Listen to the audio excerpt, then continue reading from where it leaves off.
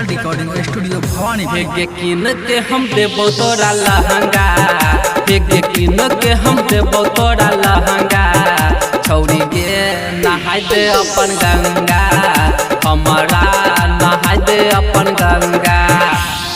औरी हम घुमैबो दरभंगा, हेगे तोरा हम घुमैबो दरभंगा। छौरी गे नहाय दे अपन गंगा, हमारा नहाय दे अपन Ganga.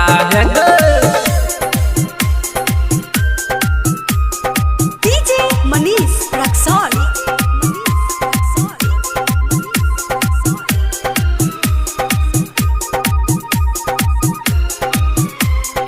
Mix by Jai Ho digital recording studio Bhavani. Madhepura घुमैबो, खगड़िया घुमैबो, जिला पूर्णिया में शॉपिंग करैबो।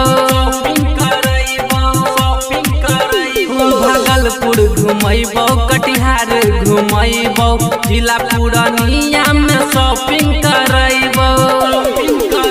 हेगे औरी किन देबो ठोरा रंगा, हेगे तोरा किन देबो ठोरा रंगा। छौरी गे नहाय दे अपन गंगा, हमारा नहाय दे अपन गंगा। हेगे DJ Manish Raxaul.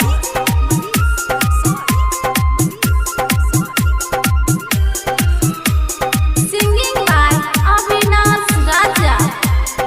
Mix by Jai Ho digital recording studio Bhavani. हाँ बिहार के छौरा छियै रंगदार गे, लेली है पैसा नहीं दी है उधार गे। बिहार के छौरा छियै रंगदार गे, लेली है पैसा नहीं दी है उधार गे। अविनाश राजा से न ले तो पंगा, अभिषेकवा से ले न तो गे पंगा। छौरी गे नहा दे न गे गंगा,